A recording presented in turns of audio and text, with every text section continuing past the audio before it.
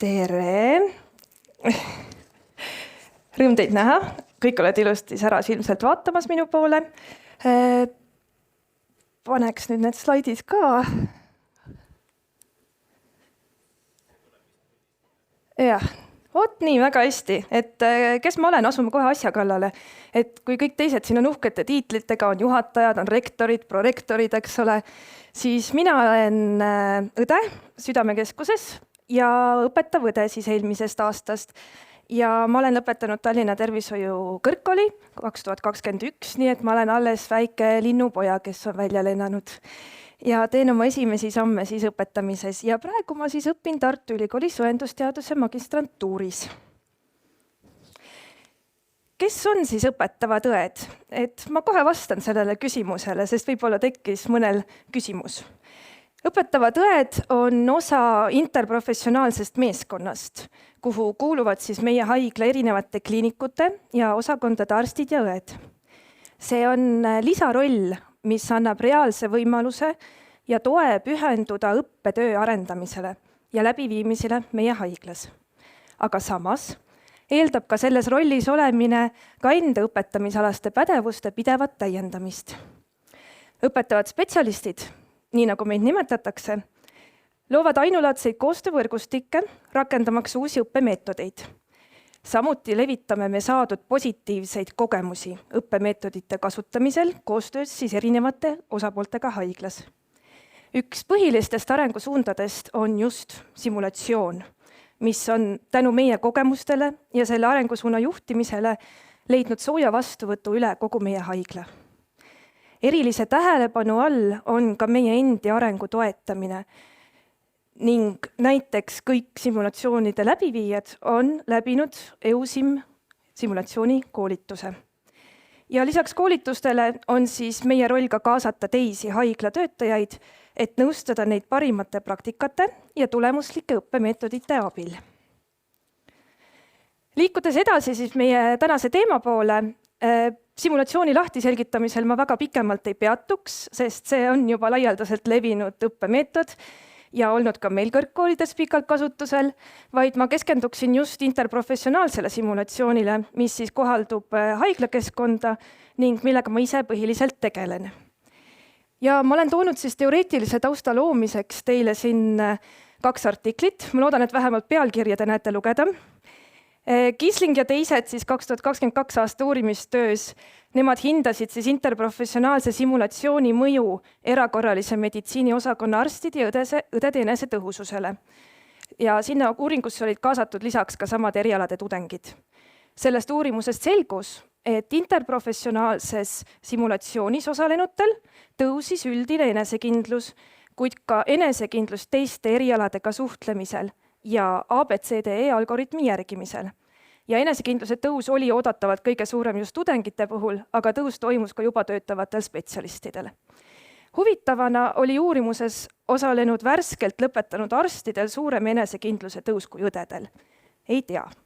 Kõikide osalejate puhul igatahes kasvas soodumus soovitada sellist treeningut ka kolleegidele. Teine uuring on siis Bartoni ja teiste 2023 aastal kirjandusülevaates hinnatud interprofessionaalne simulatsioon kui sobilik õppemeetod erakorralise meditsiini osakonnas. Ja seal leiti, et tegemist on sobiliku meetodiga interprofessionaalsete pädevuste õpetamiseks ja seda hinnati ka lootust andvaks meetodiks interprofessionaalse koostöö õpetamiseks, kuid rõhutati, et oluline on kasutada sobivaid teoreetilisi raamistikke ning vajalik on meetodi pidev hindamine. Ja lisaks toodi minu jaoks ka olulisena välja asjaolu, et simulatsiooni instruktorite, õpetajate pädevuste arendamine on võtmetähtsusega, sest lisaks praktilisele simulatsiooni ettevalmistamisele on oluline osa ka osalejate toetamisel ja turvalise keskkonna loomisel ning stsenaariumite järgsetel debriefingutel, mis siis võimestavad kogu seda õpitut. Liikudes siis tagasi nüüd natukene praktilisemale teele, siis Ida-Tallinna Keskhaiglas on meil 6 erinevat simulatsioonipõhist koolitust, mis on kõik interprofessionaalsed ehk erialade vahelised. Seda sõna ma ütlen täna väga palju. Nagu te näete, siis simulatsioonkoolituste läbiviimine hakkas juba tegelikult aastal 2016 vastsündinute stabiliseerimisega. Seetõttu võime tegelikult lugeda simulatsioonõppe teerajajaks meie haiglas just naistekliinikut. Praeguseks on kõik need koolitused seotud õpetava spetsialisti programmiga ning selle programmi raames alustati esmalt siis patsiendi stabiliseerimisega EMOS, alates siis 2022. Seejärel lisandus BLS koolitus töökohtadel ning siis alates sellest aastast on lisandunud veel 3 uut koolitust. Aga pikemalt keskenduksin mina just patsiendi stabiliseerimise koolitusele erakorralise meditsiini osakonnas, sest sellega olen siis mina juba peaaegu terve aasta aega tegelenud. Koolituspäev toimub erakorralise meditsiini keskuses Punases saalis ehk siis osalejatele töökohal ning see ongi mõeldud EMO-arstidele, õdedele ja abilistele. Ja koolitus käsitleb siis kriitilisi seisundeid, mis on peamised EMO-s, näiteks südameseiskus, hingamispuudulikkus, insult, trauma ja teised. Ning see on põimitud ka mittetehniliste oskuste arendamisega, milleks ongi interprofessionaalne koostöö ning erinevad suhtlusmeetodid kriitilistes olukordades, nagu võib-olla keegi on kuulnud, closed loop communication. Koolituse teemadest lähtuvalt on püstitatud ka 4 eesmärki. Patsiendi käsitlemine optimaalse ajaga, patsiendi käsitlusse õigete kolleegide kaasamine õigel ajal, nii töötajate kui patsientide suhtes ohutu kliinilise praktika rakendamine ja struktureeritud reflekteerimine kliinilise praktika üle. Et neid eesmärke saavutada, on lisaks kliinilistele teadmistele olulised ka mittetehnilised oskused ning meie omalt poolt pakume terve päeva vältel suunamist ja tuge, et neid osalejatel oleks võimalik saavutada. Võib-olla tekib küsimus, et miks ei ole eraldi välja toodud näiteks algoritmide korrektset kasutamist. See ei tähenda, et me seda ei jälgiks ning osalejad peavad enne koolituspäevale tulemist e-keskkonnas ka kõik etteantud materjalid läbi töötama ning sooritama testi. Kuid tegelikult me eeldame, et kliinilised teadmised on varasemalt juba olemas ning olulisem on just keskenduda interprofessionaalsele koostööle ja suhtlemisele. Koolituspäev ise koosneb 2 osast, kus päev algab sissejuhatusega ja töötoaga, mille järgselt toimub siis 4 erinevat simulatsiooni, mille raskusaste suureneb iga järgmisega ning mille järgselt toimub debriefingu osa. Minu jaoks isiklikult on debriefingul võib-olla kõige suurem rõhuasetus, sest eestlastele omaselt vajame kõige rohkem julgustamist just enda avamises ja suhtlemises. Päevakorraldusliku poole pealt on meil 1 päeva vastutav, kuid stsenaariumite vastutavad võivad olla erinevad ning seal me tegelikult ei tee mingit erisust, kas tegemist on arstiga või õega, sest ettevalmistusprotsessis me ühiselt osaleme kõik koos. Järgnevalt tõin siis visuaali loomiseks ka mõned pildid meie simulatsioonidest. Paremal on näha siis sissejuhatav osa. Keskel 2 pilti siis simuleeritud patsiendi ettevalmistusest, vasakul üleval taaselustamise situatsioon röntgenis ning vasakul all simuleeritud patsiendiga simulatsioon täies hoos. Nii et nii lõbus meil seal ongi. Kui simulatsioonipäev on läbi, siis ka meie kogume tagasisidet. Tagasisidest ei saa üle ega ümber ja nagu ma olen siia suurelt ka slaidile pannud, siis üldiselt ollakse koolituspäevaga rahul. Et 83% väitsid, et neile meeldis väga ja 17% ümardame, et pigem meeldis. Et loomulikult meil on ka seal Likert-skaalal kehvemaid vastuse variante, aga neid pole õnneks keegi veel siiamaani valinud. Aga miks see meeldimine on siis üldse oluline? Sest omast kogemusest rääkides simulatsioon ei pruugi tegelikult alati kõigile meeldida. Ja nagu simulatsioonis osalenud teavad, siis eeldab see välja tulemist enda mugavustsoonist, mis tõttu ongi ülioluline roll instruktoritel, kes siis saavad luua selle toetava keskkonna. Teiseks võib simulatsiooni käsitleda kui mõtteviisi muutust, just eriti segatiimides, kus osalejate kogemused ja teadmised ning ka ootused on erinevad. Ka hierarhilised suhted võivad osutuda takistuseks eduka simulatsiooni läbiviimisel. Aga see on jälle see koht, kus instruktorid mängivad kandvaimat rolli nii simulatsiooni ettevalmistuses kui selle läbiviimisel. Kolmandaks, meeldimine loob aluse ka rahulolule ja see on eeldus selleks, et saaks toimuda edasisem sügavam õppimine. Kui osalejatele meeldis ja nad on rahul, siis seda suurema tõenäosusega soovitavad nad seda ka kolleegidele. Jutt läheb liikvele ning seeläbi muutuvad sellised interprofessionaalsed simulatsioonid tavapäraseks osaks eriala spetsialistide arengus. Tegin väikse kokkuvõtte siis ka tagasisides vabade vastuste lahtrist selgunud aspektidele ja selle põhjal siis ollakse rahul meie koolituspäeva struktuuriga. Osalejate sõnul on hea sissejuhatus ja praktiliste oskuste harjutamine, vahenduste tutvustamine, stsenaariumite arusaadavus ja ettevalmistus ning debriefingud.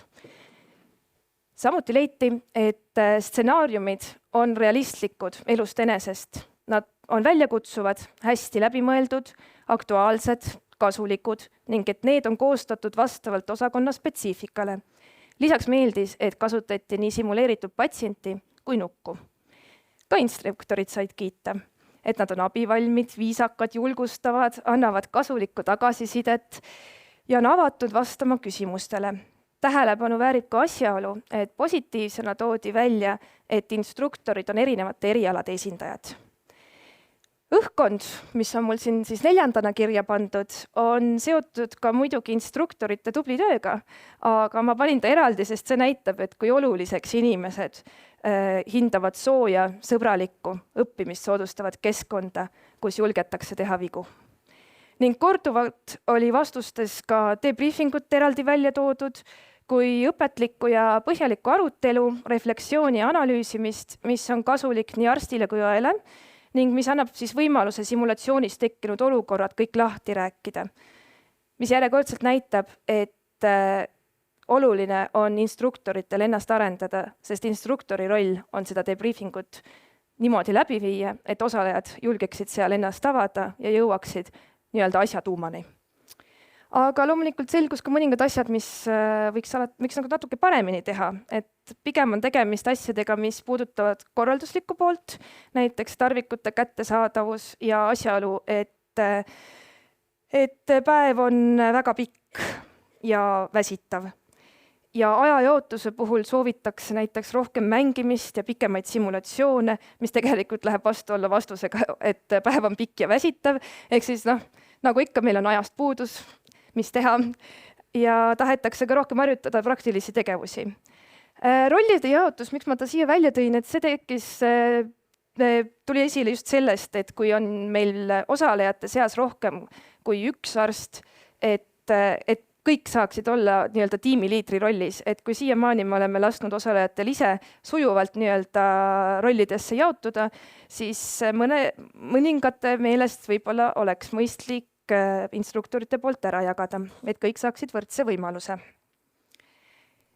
Aga lõpetuseks toon ma teile siis veel paar näidet maailmast, kus integreeritakse interprofessionaalseid simulatsioone juba tervishoiutudengite põhiõppesse. Ja üks artikkel siis siin vasakul pool, Kim ja teised, et nemad lõid Siukse suurema interprofessionaalse kursuse, simulatsioon oli seal üks osa, et 3. ja 4. aasta arsti- ja õendustudengitele, milles osalemine muutis suhtumist interprofessionaalsesse õppesse positiivsemaks ning 360 tagasisidel hinnati kursusel osalenuid paremateks meeskonnakaaslasteks ning seeläbi vähenesid ka erialade vahelised kaebused. Ja kuulsin ka oma külalise õppejõult Soomes, et nemad on katsetanud seal sellist lähenemist, aga kuna õppekavad on praegusel hetkel nii erinevad, siis ikkagi korralduslik pool on see, mis takistab ka pahatihti selliste toredate ettevõtmiste läbiviimist.